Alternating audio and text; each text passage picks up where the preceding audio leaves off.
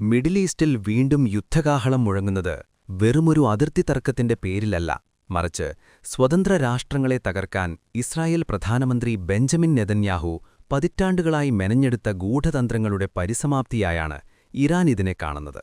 America first എന്ന മുദ്രാവാക്യവുമായി അധികാരത്തിലേറിയ Donald Trump ഇസ്രായേലിന്റെ പ്രാദേശിക താൽപ്പര്യങ്ങൾക്കുവേണ്ടി അമേരിക്കൻ സൈന്യത്തെയും വിഭവങ്ങളെയും ബലിയാടാക്കുകയാണെന്ന ആക്ഷേപം ശക്തമാണ്. ഇറാനെതിരെയുള്ള ഈ കടന്നാക്രമണം ഇസ്രായേലിന്റെ അധിനിവേശ മോഹങ്ങൾക്ക് അമേരിക്കൻ പ്രസിഡന്റ് നൽകുന്ന വഴിവിട്ട പിന്തുണയാണെന്നും ലോകസമാധാനത്തേക്കാൾ ഉപരിയായി സയണിസ്റ്റ് അജണ്ടകൾക്കാണ് ട്രംപ് മുൻഗണന നൽകുന്നതെന്നും ഇറാൻ വിദേശകാര്യ മന്ത്രാലയം കുറ്റപ്പെടുത്തുന്നു. അമേരിക്കയിലെ രാഷ്ട്രീയ ഇടനാഴികളിൽ നെതന്യാഹു വിരിച്ച വലയിൽ ട്രംപ് വീണുപോയതിന്റെ ദുരന്തഫലമാണ് ഇന്ന് മിഡിൽ ഈസ്റ്റ് അനുഭവിക്കുന്ന ഈ യുദ്ധമെന്ന് ഇറാനിയൻ നേതൃത്വം ആവർത്തിക്കുന്നു. ഇറാനിലെ നിലവിലെ ഭരണകൂടത്തെ തകർക്കുക എന്നത് ബെഞ്ചമിൻ നെതന്യാഹുവിന്റെ പതിറ്റാണ്ടുകളായുള്ള രാഷ്ട്രീയ അഭിനിവേശമാണ്.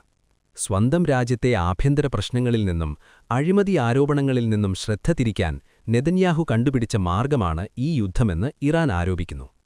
കഴിഞ്ഞ ഡിസംബറിൽ ഫ്ലോറിഡയിലെ മാറെ ലാഗോയിൽ വെച്ച് നടന്ന രഹസ്യ കൂടിക്കാഴ്ചയിൽ ഡൊണാൾഡ് ട്രംപിന്റെ അധികാരമോഹത്തെയും ഇസ്രായേൽ അനുകൂല നിലപാടുകളെയും നെതന്യാഹു കൃത്യമായി ചൂഷണം ചെയ്തു. ഓപ്പറേഷൻ റോറിംഗ് ലയൺ എന്ന പേരിൽ ഇസ്രായേൽ തുടങ്ങിവെച്ച ഈ സൈനിക നീക്കം കേവലം മിസൈൽ കേന്ദ്രങ്ങളെ തകർക്കലല്ല, മറിച്ച് ഒരു പരമാധികാര രാഷ്ട്രത്തിന്റെ നേതൃത്വത്തെ തന്നെ ഇല്ലാതാക്കാനുള്ള നഗ്നമായ നിയമലംഘനമാണ്. അമേരിക്കൻ ജനതയുടെ നികുതിപ്പണവും സൈനിക ശേഷിയും ഇസ്രായേലിന്റെ പ്രാദേശിക താൽപ്പര്യങ്ങൾക്കായി ട്രംപ് അടിയറവു വച്ചിരിക്കുകയാണ്.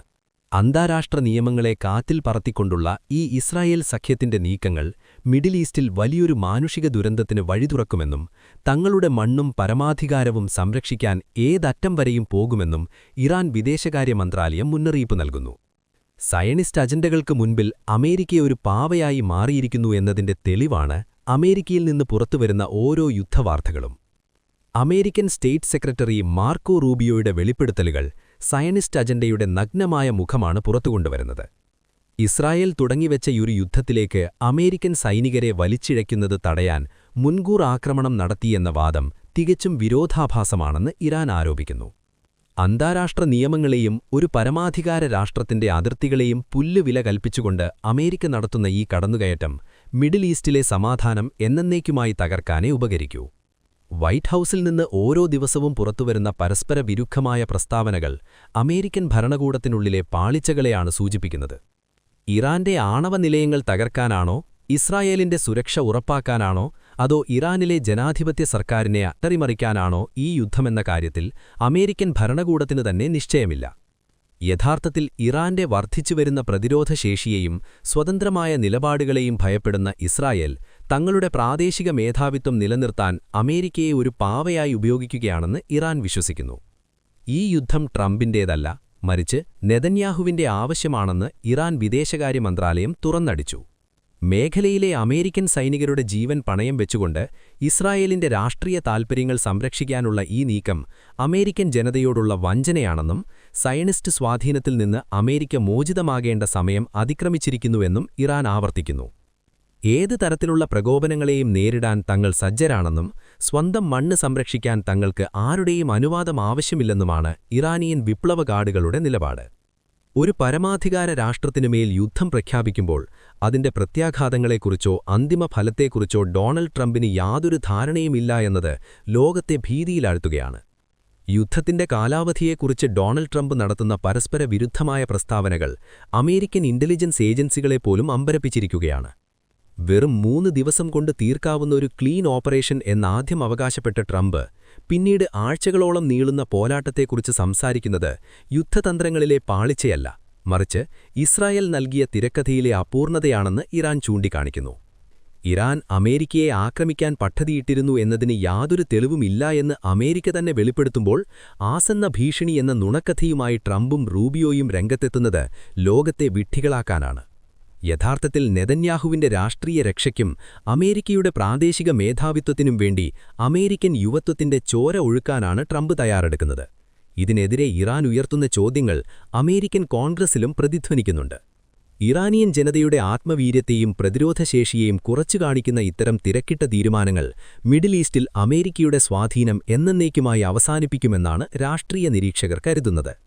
സയനിസ്റ്റ് ശക്തികളുടെ ആജ്ഞാനുവർത്തിയായി മാറിയ ഒരു പ്രസിഡന്റിന് കീഴിൽ അമേരിക്കൻ വിദേശനയം അതിന്റെ ഏറ്റവും ദയനീയമായ അവസ്ഥയിലാണെന്ന് ഇറാൻ വിദേശകാര്യ മന്ത്രാലയം പരിഹസിക്കുന്നു. സ്വന്തം രാജ്യത്തെ ജനങ്ങളുടെ താൽപ്പര്യങ്ങളെക്കാൾ ഇസ്രായേലിന്റെ സുരക്ഷാഭ്രമങ്ങൾക്ക് വില കൽപ്പിക്കുന്ന ട്രംപ് അമേരിക്കയെ മറ്റൊരു വിയറ്റ്നാമോ അഫ്ഗാനിസ്ഥാനോ ആക്കി മാറ്റാനാണ് ശ്രമിക്കുന്നത്. ഇസ്രായേലിന്റെ താൽപ്പര്യങ്ങൾക്ക് വേണ്ടി മാത്രം അമേരിക്ക ഒരു ഇഷ്ടപ്രകാരമുള്ള യുദ്ധത്തിൽ ഏർപ്പെട്ടിരിക്കുകയാണെന്ന് ഇറാൻ വിദേശകാര്യമന്ത്രി അബ്ബാസ് അരാഗിച്ചിയുടെ ആരോപണം അന്താരാഷ്ട്ര തലത്തിൽ വലിയ ചർച്ചയായിരിക്കുകയാണ്. അമേരിക്കൻ ജനത തങ്ങളുടെ രാജ്യത്തിന്റെ നിയന്ത്രണം തിരിച്ചെടുക്കണമെന്നും ഇസ്രായേൽ ലോബിയുടെ തടവുകാരനായി ട്രംപ് മാറിയെന്നും അദ്ദേഹം തുറന്നടിച്ചു. എന്നാൽ ലോകത്തിലെ ഏറ്റവും ശക്തനായ നേതാവെന്ന നിലയിൽ ട്രംപ് സ്വന്തം ഇഷ്ടപ്രകാരമാണ് തീരുമാനങ്ങൾ എടുക്കുന്നതെന്ന് പറഞ്ഞ് നെതന്യാഹു ഇതിനെ പ്രതിരോധിക്കുന്നുണ്ടെങ്കിലും യാഥാർത്ഥ്യം മറ്റൊന്നാണെന്ന് ഇറാൻ ചൂണ്ടിക്കാണിക്കുന്നു. നെതന്യാഹുവിന്റെ രാഷ്ട്രീയ അതിജീവനത്തിനായി അമേരിക്കയെ കരുവാക്കുകയാണെന്ന് ഇറാൻ ആവർത്തിക്കുന്നു. ഈ യുദ്ധത്തിനായി അമേരിക്ക എത്രമാത്രം തയ്യാറെടുപ്പില്ലാതെയാണ് ഇറങ്ങിത്തിരിച്ചത് എന്നതിന്റെ ഏറ്റവും വലിയ തെളിവാണ് ഇസ്രായേലിലെ അമേരിക്കൻ എംബസിയുടെ നിസ്സഹായത. സ്വന്തം പൗരന്മാരെ പോലും സുരക്ഷിതമായി ഒഴിപ്പിക്കാൻ കഴിയാത്ത അവസ്ഥയിൽ അമേരിക്കൻ ഭരണകൂടം പതറുകയാണ്. ഇറാന്റെ കരുത്തുറ്റ പ്രതിരോധത്തെയും തിരിച്ചടിക്കാനുള്ള ശേഷിയെയും കുറച്ചുകണ്ട ട്രംപ് ഇപ്പോൾ സ്വന്തം പൗരന്മാരെ മരണമുഖത്ത് ഉപേക്ഷിച്ചിരിക്കുന്നു. സയനിസ്റ്റ് ഭരണകൂടത്തിന്റെ വ്യാജ വാഗ്ദാനങ്ങളിൽ വിശ്വസിച്ച് യുദ്ധകളത്തിലേക്ക് എടുത്തുചാടിയ അമേരിക്കയ്ക്ക് ഇപ്പോൾ തിരിച്ചുപോകാൻ കഴിയാത്ത അവസ്ഥയാണെന്ന് ഇറാനിയൻ മാധ്യമങ്ങൾ പരിഹസിക്കുന്നു. മേഖലയിലെ തങ്ങളുടെ താവളങ്ങളും സൈനികരും ഏതു നിമിഷവും ഇറാന്റെ ദൂരപരിധിയിലാണെന്ന സത്യം മറച്ചുവെച്ചുകൊണ്ടാണ് ട്രംപ് ഈ വിനാശകരമായ കളിക്ക് തുടക്കമിട്ടത്.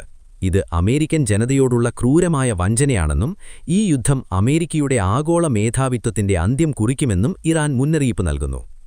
അമേരിക്ക ഫസ്റ്റ് എന്ന മുദ്രാവാക്യമുയർത്തിയ അധികാരത്തിന്റെ കസേരയിലെത്തിയ ഡൊണാൾഡ് ട്രംപ് ഇന്ന് ബെഞ്ചമിൻ നെതന്യാഹുവിന്റെ രാഷ്ട്രീയ ചതുരംഗ പലകയിലെ വെറുമൊരു കരുമാത്രമായി മാറിയിരിക്കുന്നു. ഇറാന്റെ പരമാധികാരത്തെ വെല്ലുവിളിച്ചുകൊണ്ട് തുടങ്ങിവെച്ച ഈ യുദ്ധം അമേരിക്കയെ മിഡിൽ ഈസ്റ്റിലെ ഒരിക്കലും അവസാനിക്കാത്ത ഒരു ചതുപ്പിലേക്കാണ് നയിക്കുന്നത്.